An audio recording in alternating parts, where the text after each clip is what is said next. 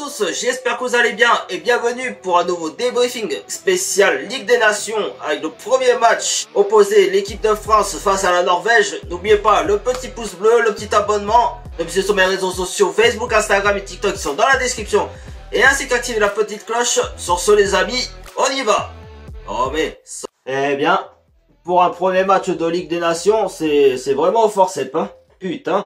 Comme j'avais dit dans l'intro les amis, on va revenir sur ce premier match de Ligue des Nations qui opposait les Françaises face à la Norvège de Ada Gerbert. Donc avec un 11 de départ bon, assez bizarre hein, de la part de monsieur Bonadei. Donc avec gardienne Pauline Perromagnan, même si je trouve assez bof, hein, mais bon c'est mon avis personnel. Ensuite les latéraux, donc Bacha et Almeida. Encore Almeida, j'ai trouvé assez bon dans l'ensemble, qui a offert d'ailleurs le seul but décisif à Marie-Antoinette Katoto. Almeida, franchement défensivement, c'est pas mon kiff, on va dire. Ensuite la charnière centrale, c'était Mbok et Lacrar qui, franchement pour moi, ont été solides derrière. Après les milieux offensifs, Karchaoui, Toletti, Gueilleron. Les ailières Baltimore et Diani qui ont plus ou moins fait du bien. Et Melvin Mallard. Donc, après c'est un petit 11 au départ, bon, assez remanié. Alors en soi, comme je dis, je vois bien que monsieur Bonadei, justement, avec les 3-4 derniers mois qui restent avant l'Euro 2025, essaye de faire un petit peu tourner cet effectif tricolore. Donc en mettant un petit peu de l'expérience, oui, mais de la jeunesse quand même. Mais quand vous regardez justement cette première période, attends, il y a quelqu'un qui m'appelle là, je crois. Attends. Oui, je sais. Vous commencez à connaître très bien ce coussin.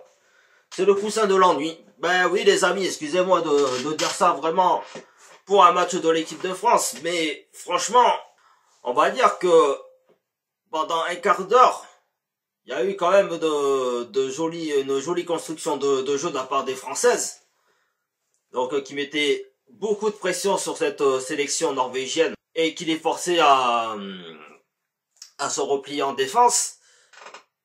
Et même lors des relances norvégiennes, d'être un petit peu plus haut pour essayer de les empêcher et d'intercepter leur possession. Mais en termes d'occasion, c'était pas gagné quoi. Enfin surtout quand vous voyez les peu d'occasions norvégiennes qui étaient vraiment très dangereuses et qui, selon mon avis personnel, auraient mérité de mener 1-0 en fin de première période. Bah c'est en toute logique hein, pour moi. Franchement c'est... Alors autant, comme je dis, ça fait 3 matchs que je commence à regarder de l'équipe de France. Et franchement, pour être honnête avec vous les amis, en fait je sais pas. Je sais pas comment les choses vont se passer lors de l'Euro 2025, donc qui est au mois de juin. Parce que là, c'est simple. Si en première période, ou même dans l'intégralité du match, elle montre un jeu assez moyen, assez faible, autant les adversaires qui seront à leur portée et qui se montreront peut-être inoffensifs, pourquoi pas. Mais alors si vous tombez sur une équipe comme les Anglaises, comme les Italiennes, les Espagnoles, les Hollandaises et compagnie, qui sont quand même des cadors, on va dire, de cet Euro féminin, elles sont mal barrées les tricolores. Franchement c'est vraiment poussif quoi.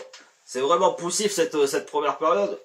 Et comme je disais dans ce 11 de départ, à mon avis, quand vous voyez justement ce qui s'est passé en deuxième période, donc avec le réveil, la délivrance de Marie-Antoinette Katoto, donc la joueuse du Paris Saint-Germain, mais à mon avis, je pense que Bonadei aurait dû mettre d'ores et déjà dans l'11 de départ, que ce soit Marie-Antoinette Katoto comme Ginny Le Sommer. Est-ce que les automatismes entre les deux, quand elles sont sur le terrain, sont assez solides pour mener le danger chez l'adversaire? On sait pas, enfin, je pense que oui. Donc à un moment donné, je pense que Bonadei, je pense qu'il faudrait mettre d'entrée les joueuses clés de cette équipe de France. Que Melvin Mallard est mauvais ou quoi que ce soit. Mais quand on regardait toute la première période, ben, ça n'a pas été folichon de sa part, quoi. Même venant par les côtés avec Diani et Elisa d'Almeida, qui étaient montés d'un cran sur un poste plus offensif. Mais on voit qu'elles avaient réellement du mal, quoi. Ou que peut-être les automatismes ne sont pas assez construits. Il faut plus mettre en avant les joueuses d'expérience. Donc, comme je dis, que ce soit Katoto ou le Sommer. Et puis, je pense que la première période serait meilleure à ce moment-là, quoi. Après, quitte à les laisser souffler pour le match de mardi soir contre l'Islande, c'est pas grave. De vraiment mettre de l'impact dès la première mi-temps, quoi. Parce que la deuxième période, bon, ça a été mieux. Donc à faire rentrer Marie-Antoinette Katoto, comme je dis, qui a été vraiment le maillon fort de ce match. Parce que franchement, quand vous voyez justement la première période et justement le moment où elle entre, donc à la dernière demi-heure de jeu, on voit direct que le rythme de jeu a été plus efficace offensivement. Après, voilà, on pourra discuter de ce but assez chanceux sur phase de coup de pied arrêté, donc un corner de Selma Bacha, qui franchement a été vraiment au top du top sur ce match. Mais comme je le dis, le but a été assez chanceux, hein, faut le dire.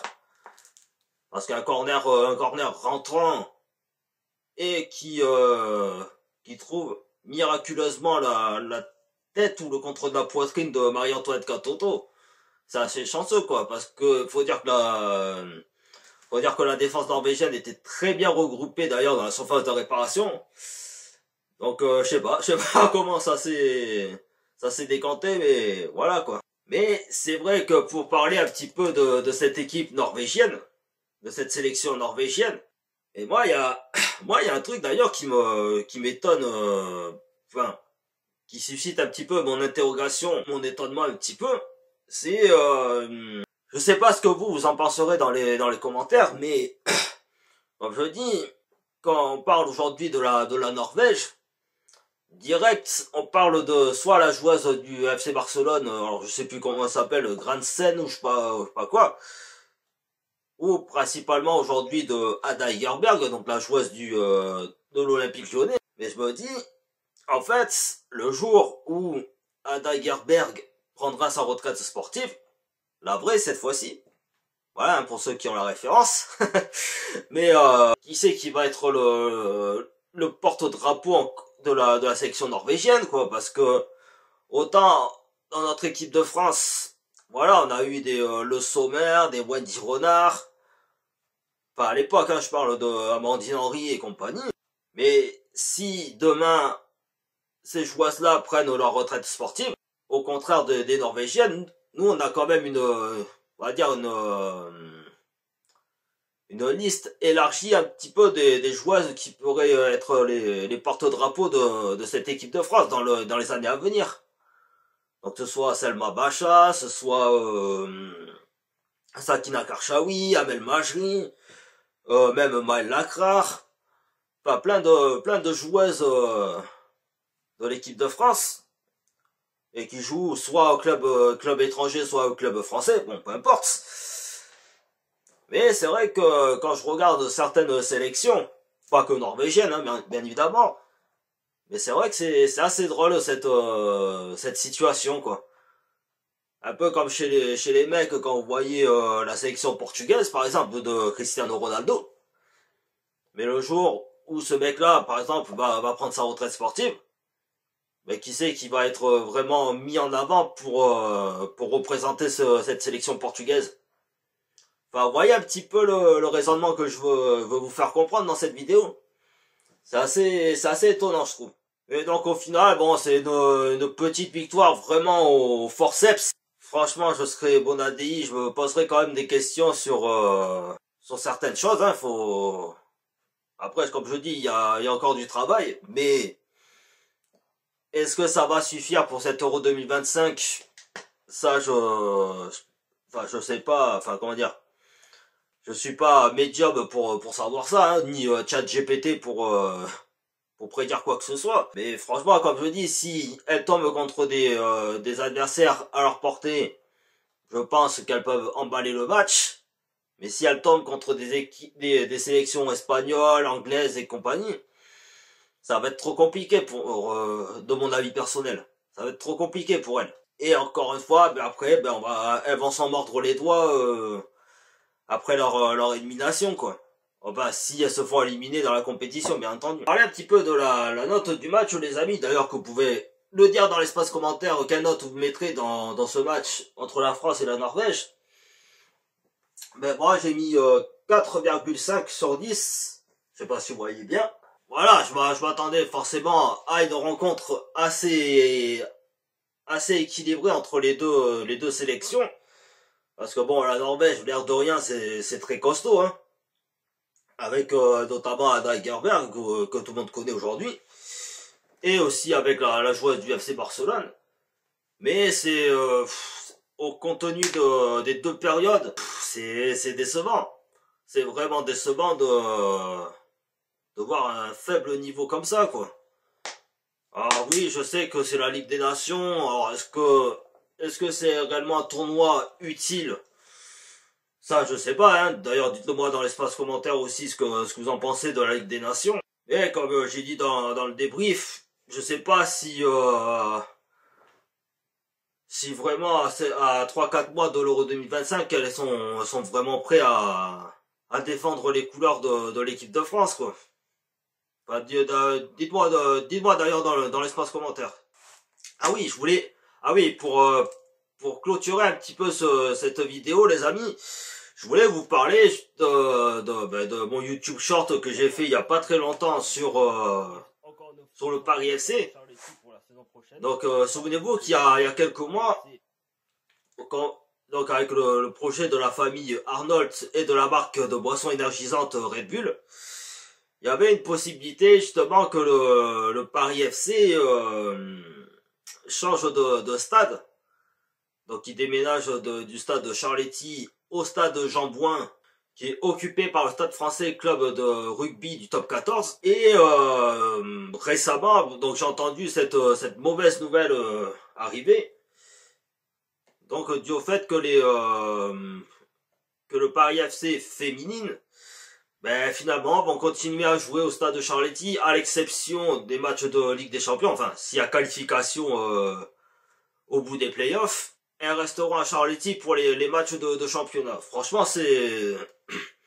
franchement, je trouve ça scandaleux, quoi, parce que, en fait, moi, ce qui m'énerve un petit peu dans ces genres d'informations, déjà, comme je dis, il y a quelques mois, on nous annonce ça de façon à mettre un petit peu de hype, justement, pour le public du Paris FC. Donc, chez les mecs comme chez les filles, vu que les mecs jouent probablement leur montée en Ligue 1 pour la saison prochaine. C'est une bonne nouvelle. Parce que c'est vrai que le stade Charletti, bon, c'est un grand stade, il y a énormément de place pour accueillir du public et tout. C'est pas ça en soi le problème, je pense que c'est la piste d'athlétisme qui éloigne la tribune et le terrain de foot. C'est pour ça que des fois, même lors des retransmissions en direct sur FFF TV ou sur la chaîne YouTube d'Arkema Première League, la vue du match, c'est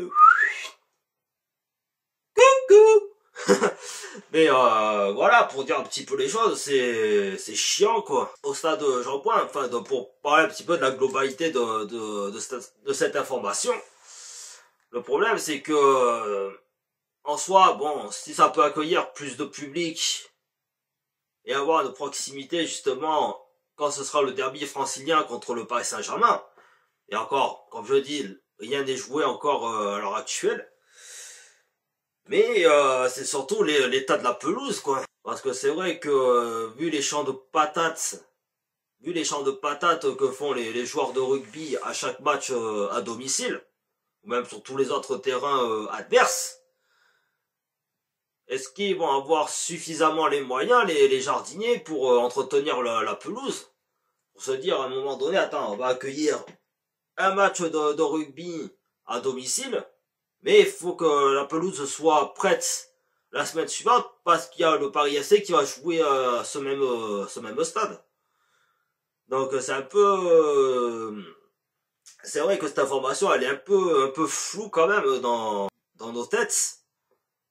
Mais bon, après, comme je dis, si c'est pour ramener plus de spectateurs dans les stades, pourquoi pas? Franchement, je serais quand même d'accord pour cette transition du stade Charletti au stade Jean-Bouin.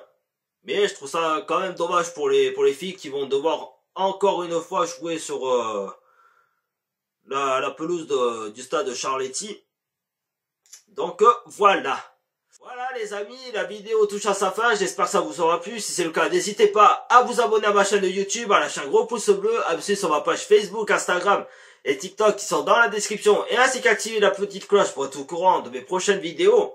Donc là, la prochaine vidéo, bon, ce sera contre le FC Nantes. Mais voilà, petit rappel de mon YouTube, de mon short sur YouTube. Coucou tout le monde, j'espère que vous allez bien ce lundi ensoleillé. Donc juste pour vous dire que le match de la 16e journée contre le FC Nantes, bon ce sera début mars, hein, ça change pas. Mais que par contre le débriefing arrivera un peu plus tard pour des choses personnelles hors de YouTube. Et donc ça viendra en même temps que le débriefing contre le Paris Saint-Germain de la 17e journée de Arkema Première Ligue. Donc voilà, juste pour vous. Mais bon voilà, comme je dis en soi, je vous mettrai au courant sur mes réseaux sociaux de comment je vais organiser tout ça pour être à la page. Sur ce les amis, bonne semaine à tous et bonnes vacances pour ceux qui le sont. À la prochaine, ciao ciao.